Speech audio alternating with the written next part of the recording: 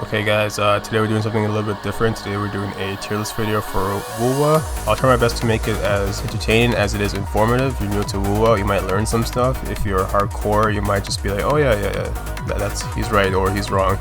If you, at any point, you disagree with any of my takes, feel free to let me know in the comments and let me know why. And yeah, if you enjoyed the video, leave a like, comment, subscribe. Yeah, obviously no BS this time. I know I said in the past that Shorekeeper was a bad character. She's not. I'm willing to admit that I was wrong. She's just a support role and she does her job pretty well. So yeah, no BS this time. I looked through every character's kit thoroughly and played every character. Yeah, and with that, yeah, we're just gonna jump right in. We're gonna be starting off with the characters I don't exactly have. Starting with Jian. If you have him, you already know that he is busted. You have to list a couple of things that he has. Pro-wise, he has massive AoE damage off the initial hit of his ult, so when the dragon first hits, that is considered a AoE. He has a physical hit and ult. When I say physical, I mean that it can be used to parry. Physical hit and skill, pretty much the same thing. He uses an ult in midair. Massive crowd control via ult. DPS boost from just being on the field, so he gets a power up just from fighting, just from literally just being on the field. I didn't know this, but he also has a coordinated attack via ultra skill. So basically when you switch him off field, the next character gets a buff. I guess you can call it a buff that whenever they use their heavy attack, Jian's coordinated attack will hit 3 times. It's like these tiny little spears that come out of midair and just hit the enemy 3 times. They deal a fair amount of damage as well. So yeah, he has that. Another pro is that he doesn't really require a team. He is a DPS with massive crowd control. Aerial skill as well. He can use his skill midair. He can juggle. His ult and skill changes on the charge of his Forte's skill gauge. So if his Forte skill gauge is halfway or full, it changes how his ult and skill behaves. I didn't actually know that, but that is a thing that he has. And obviously his ult is an install. After the initial burst, he goes into install mode, which also gives him the dragon and the massive crowd control. So yeah, all around, I would say this character is obviously an S tier. I would be lying otherwise. The only downside to him, or the only downside I could probably say that he has, is probably just figuring out his rotations and the fact that he just wants to be on the field 24/7. So figuring out when to actually switch him off. So yeah, he's a field hog, I would say. For the most part, he is just a S tier character.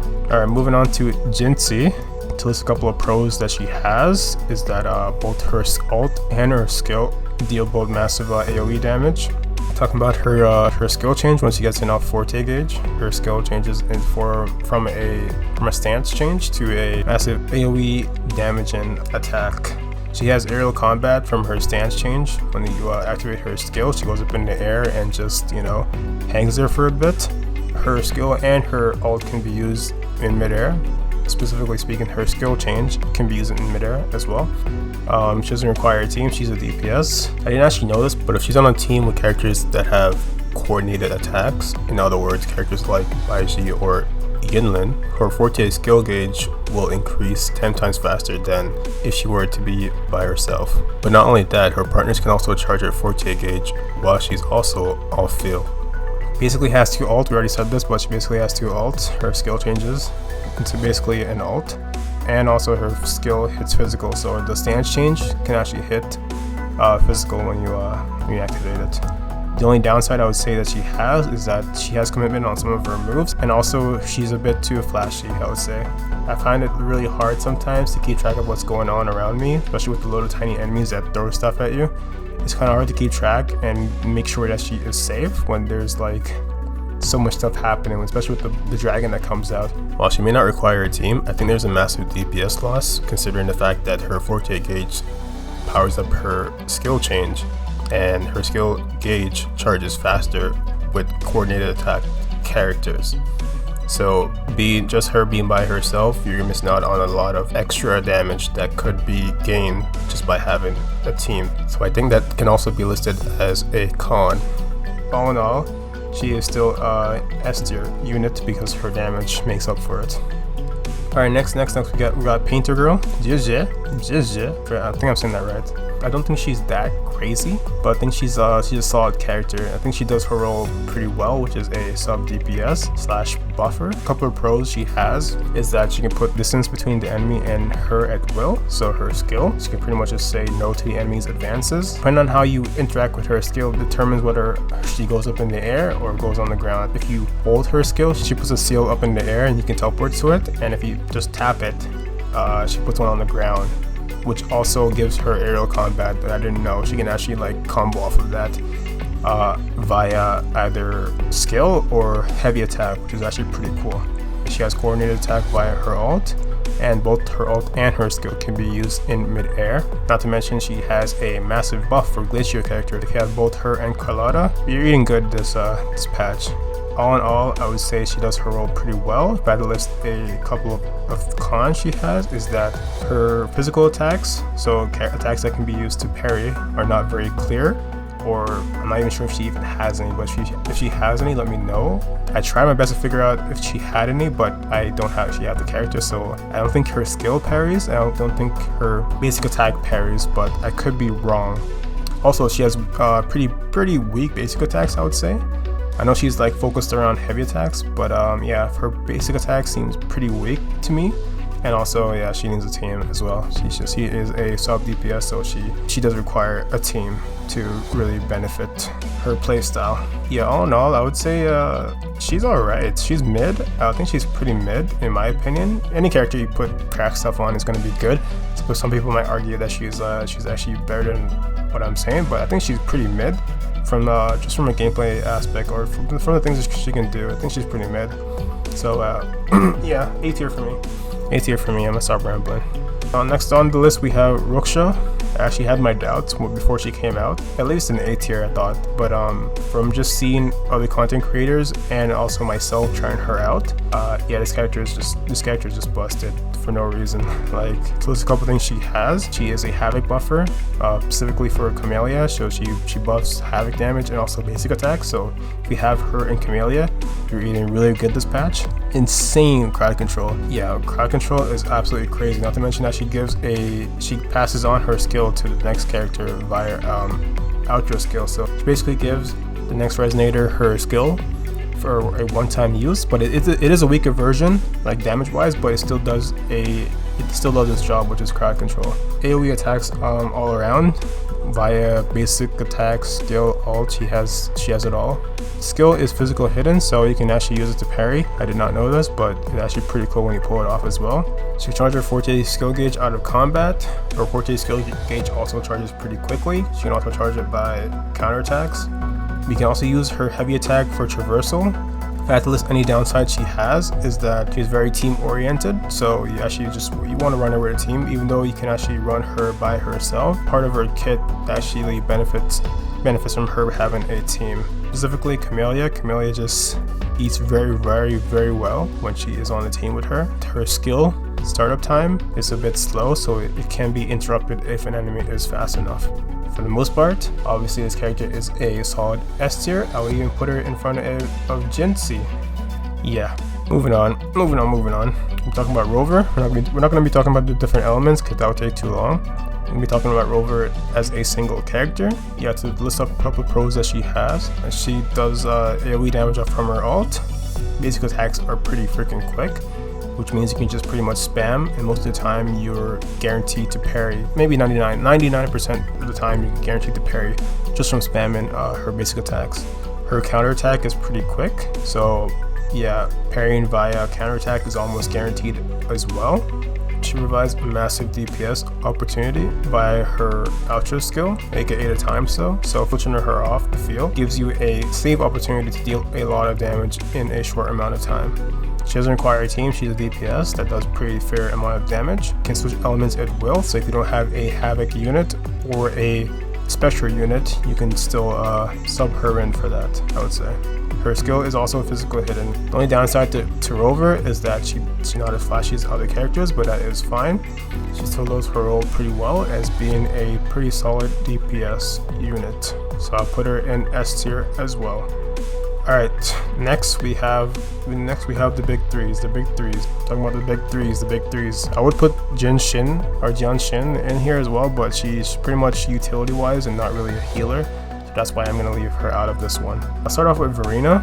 She's a burst healer. She has coordinated attacks via her ult. Heals even more via her ultra skill. I think she provides a passive heal when she switches out. It's massive attack boost via ult, heavy attack, or aerial attack. And her ultra skill on top of that, the universal support boost, which all supports or all healers have. So it's like a 35% attack boost from all of that. She has a quick revive, one time quick revive, I should say. She's a battery for the team. Her heavy attack is physical, so you can use it to parry. Her cons, I would say, is that she needs a team to function. She is a support. She's kind of boring at times. Her heavy attack is pretty unsafe. It's not always guaranteed to parry. Yeah, so that is Verina. I'm gonna put them all up at the end. Let's move on to Shorekeeper. So Shorekeeper is I know I said I was high. I will admit I was high. I was kind of high, and also I wasn't like keeping in mind that these characters have roles, and she is a support, so she's not a DPS. Even though I would like a healer DPS in the future, I do not have one currently. So yeah, she is a support. And she does her job pretty well. So yeah, Shorekeeper is actually a pretty good character. Here are some pros that I think she has. She has coordinated attacks via her basic attack, so just from literally attacking. She is a burst healer, tons of heals in a short amount of time. DPS boost via her ult and her ultra skill. She provides a crit damage and crit rate boost. And also she has the universal support buff, so ultra skill. I think gives you what, 15% boost, attack boost. She is a team battery. She can revive once. She has the butterfly mint picking mode, so you can go around picking mint in the butterfly mode, and also it moves pretty quickly as well, so you can pretty much use it to traverse. She has knockback recovery, so if you get knocked back, I think her ultra skill gives it to you or something. So the next character that comes in gets a buff. Whenever they get knocked back, they can recover. So it prevents you from being comboed or prevents you from potentially dying, I would say. I think she has decent AoE damage via her ult. And I think it also parries, which is also pretty cool. Her forte skill can be used to parry. It's physical hidden. Downsides to this character is that she has a exclusive buff for Rover. She is a Rover simp, which is pretty unfortunate. She needs a team to function. She's a support, obviously, and I'm gonna leave that there just to be fair. Okay, next up we have Baizhi. Just gonna list these really quickly. She's a burst healer. Her skill dropped a item on the field, which if you pick up, it gives you a damage boost, and also she has the universal support attack buff, 15%. She is a battery. Cons are she requires a bit of investment. You want to at least have her. I don't even know what are the dupes called. Resonant Chain 5 or something like that. You want to at least have her max dupe. Another downside is that she has parrying issues. I think the only thing that she can actually use to parry is her ult. Her ult coordinated attack can actually parry. Its window is a bit weird, but at times it does come in clutch. She has a unique dodge animation, which for some reason doesn't give you slow-mo. It's kind of a downfall, because the slow-mo does help you with your timing, and the fact that she doesn't have a slow-mo off of her perfect dodge is a big debuff, I would say. Especially when fighting enemies like Crownless or enemies that have long attack strings. Yeah, you're gonna have a horrible time playing her. And also you have to pick up the buff off of the field, so yeah, you have to use her skill, swap off of her, and then go pick up the buff somewhere on the field with the current character you're playing. So yeah, her downside is quite big, but yeah, for the most part, let's put these in right now. Verina is S. Actually, yeah, Verina's S tier. But I don't think she's beaten. I don't think she's, realistically speaking, I don't think she's beaten Shorekeeper in terms of utility. Shorekeeper can parry more, and also she provides I think a bigger DPS boost than Verina. Not to mention that she can also be a somewhat sub DPS via her ult and her coordinated attack. So I think she is just slightly beating Verina, even though I want to be biased and say Verina is better because of the attack boost. But yeah, I don't think attack boost. I don't think 35% really makes a big difference because of the fact that she does give you crit rate boost and crit damage boost. So characters that benefit from that, like say Ruksha or I think someone else in there benefits from that, can really like get a big damage boost from her. So yeah, I'll put her over Verina, even if it's just slightly. You might I don't know if anybody else would beg to differ, but if you actually think this is the opposite, let me know in the comments below and why. I think Verina, like, I think the damage boost is big, but I don't know if it's beating the crit rate and crit damage buff. I don't know if attack triumphs over crit values. I don't know, but yeah, let me know in the comments below. I think that's fair. Actually, no. Let's put Baizhi in A. Let's put Baizhi in A. She kind of lacks, and maybe even B actually. That slow-mo really does. Yeah, that slow-mo kills your game. That slow-mo kills your game really. It does really kill your game. Okay, let's move on. Next is Changli. Once again, yeah, she's pretty busted. Master damage via ult. She has aerial combat, so she can pretty much juggle enemies. She has physical hidden skill. Most of the time it's safe, so you can just throw it out. She has a aerial ult and also an aerial skill. She doesn't need a team, she's a DPS. She has a physical hidden forte skill, so you can just really just throw it out. Most of the time it will just guarantee a parry. She pretty much ults your buff along with your fusion damage, so Chixia and Encore are eating really good. And also she has a instant forte skill gauge, so she can charge her forte skill gauge to max just from ulting. Cons I would say she has, or downside I would say she has, is that she has a bit of commitment on some of her moves. So I think, for instance, her combo ender, but I think both are pretty unsafe actually. So the ground combo ender, it's very unsafe because you cannot cancel out of it until the animation actually ends. I think her aerial one is a bit more safe because there's less time before you can actually gain control of your character again. So her aerial one is more safer than her grounded one. I think also her aerial skill has commitment on it as well. You cannot cancel out of it once you're in it. All in all, it's just really, if you know how to use her, I don't think her cons will affect you that much. All in all, I think she is a S tier as well. I would put her over Jinhsi, right in front of Jinhsi. Actually, no, I'll put her right behind Jinhsi because Jinhsi has more AoE. Moving on. Next we have Encore. I think this character is both good and bad at the same time. She has her flaws. She has a lot of flaws actually, but I think her damage is what really makes her shine, and the fact that she can play both mid and close range. Let's just talk about some of her pros. So first of all, she has AoE attacks off of her basic and skill. Her ult is an install. Normally she cannot parry just by a normal attack, but this changes it, so all of her attacks become physical hidden once she is in install mode. And finally, she has high damage on her forte skill. She's like a ticking time bomb whenever her forte skill goes off. So yeah, I think that's about it for pros, and she's not that crazy honestly, but she does still dish out a lot of high damage. For cons, I would say that her forte skill is like the most unsafe thing in the entire game. You cannot do any other action while it is going off, so yeah, her forte skill is not the best. She has parrying issues, so on install I think she can only parry via counterattack and plunging attacks. Not to mention that she also requires a team for that unsafe forte skill, so yeah, you want to run her with a team just to guarantee that she is safe during her forte skill. So all in all, I think I put her A tier. The damage is crazy, but her playstyle is just, she feels heavy. Yeah, she feels heavy. She feels heavy to play. Next up, we got called Charo. Let's just go over what I think this guy has really quickly. So he has a multi-hidden skill and it can be used multiple times as well. His ult is an install, which means massive boost to his basic attacks, and also it changes his intro skill. He has a multi-hidden counterattack. Even though it is a bit wonky, it can sometimes actually be used to parry, but its window is very small and it's not guaranteed hit every time. His skill is surprisingly physical hidden, but it's not worth it. It's not worth it going for a parry for the skill. It will 50% of the time whiff if you don't know the timing.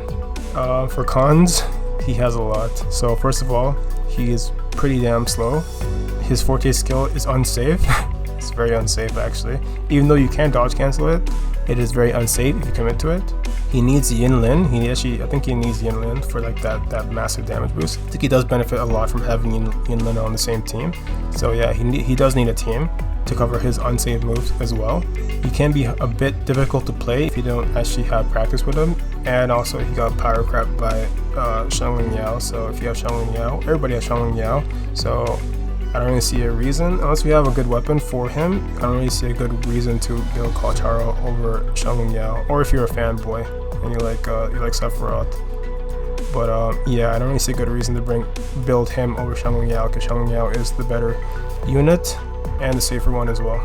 So I'm gonna put Kalcharo in A tier, so because of all the unsafe, he's very unsafe to play if you don't know how to play him, and also he's just difficult to play all around. So yeah, the damage is there, but I don't think he is the best option in terms of electro DPS, especially because Changli Yao, the better version of him, is free for everybody to use. So yeah, A tier for Kalcharo.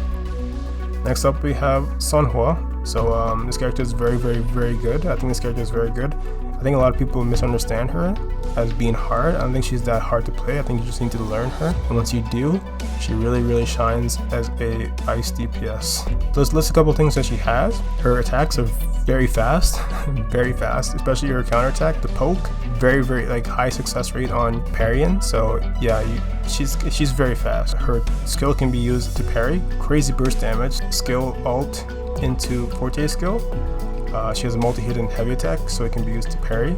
She doesn't really need a team. Her ult is AoE and her skill is also AoE. For her cons, I would say that she has a commitment on her forte skill, as I said before, and all of her moves pretty much do the same thing, so she's kind of boring. Her skill does the same thing, her intro skill does the same thing, and her ult pretty much does the same thing. I think for the most part though, her damage does make up for it. So I'm gonna put Sanhua in a solid A tier. I don't think she's S tier, but yeah, for the most part, yeah, I think she does her job pretty well. Next up is Yangyang. While she may be flashy, she also has a lot of utility in her kit, so we're going to go over the pros first and then list the cons afterwards. So pros that I find with Yangyang are that she has very fast basic attacks, she has decent crowd control, she has a physical hit and forte skill, she has a physical hit and ult, can hit multiple times as well, so if an enemy like say Crownless is attacking or doing a parrying move twice in a row, that can be used. Her ult and her skill are both AoE and multi-hidden. She is a team battery, so she generates concerto energy, the energy used to switch or swap in your characters. And yeah, that's about it. I'm not sure if I'm forgetting anything, but that's about it. I think I got on Yangyang. For her cons, the first one is a big one. Her forte skill can be very unsafe depending on how you go into it. She has very low damage in my opinion. I feel like she could hit a tad bit harder, even though she is a 4-star.